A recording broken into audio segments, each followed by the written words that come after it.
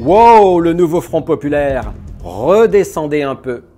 Je vois et j'entends ici et là des députés élus du nouveau Front populaire qui se comportent comme s'ils avaient obtenu une majorité absolue à l'Assemblée nationale. Mais doit-on rappeler que la majorité absolue commence avec un minimum de 289 députés sur 577 et que le Front populaire n'a obtenu qu'une très fragile majorité avec seulement 178 sièges. Autrement dit, lorsqu'on les entend prétendre avec arrogance que 100% du programme de leur alliance sera appliqué, qu'ils le feront sans les macronistes et sans le Rassemblement national, pardonnez-moi, mais je me marre.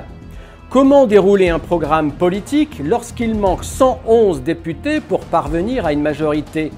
Comment prétendre auprès des Français que tout se fera sans les uns et sans les autres et que la seule force nébuleuse en carton-pâte du Front populaire se suffira à elle-même?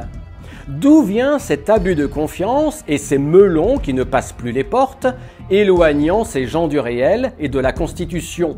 Des prémices au totalitarisme de gauche peut-être, allez savoir. Comment avancer que le RN n'aura pas de poste à responsabilité au sein de l'Assemblée recomposée alors qu'il est la première force d'opposition avec 143 sièges à lui seul et quelques députés LR d'Éric Ciotti? En effet, il faut rappeler que la gauche s'est unie en Front populaire et que chaque parti qui le compose reprendra très vite ses idées propres et les égos qui vont avec. Les 178 sièges obtenus par le Front populaire l'ont été avec la France insoumise, Europe Écologie Les Verts, le Parti communiste français, le Parti socialiste, le nouveau parti anticapitaliste, etc. Tout ça pour 178 sièges. Pour ce qui est du RN, il réalise une augmentation de plus de 60% du nombre d'élus à la députation pour passer de 88 à 143, malgré toute la machine politico-artistico-médiatique qui s'est mise en branle pour le diaboliser.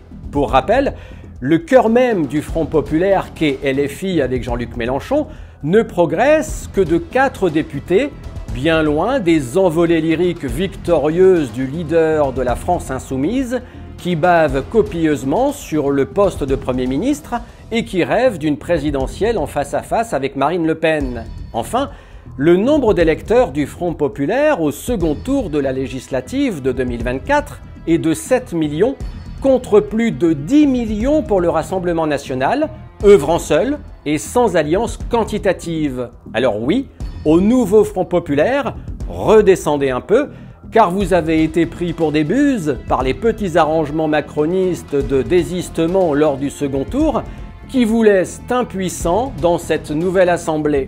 La chute va faire mal, très mal, et elle va durer au moins 1 an. À bientôt.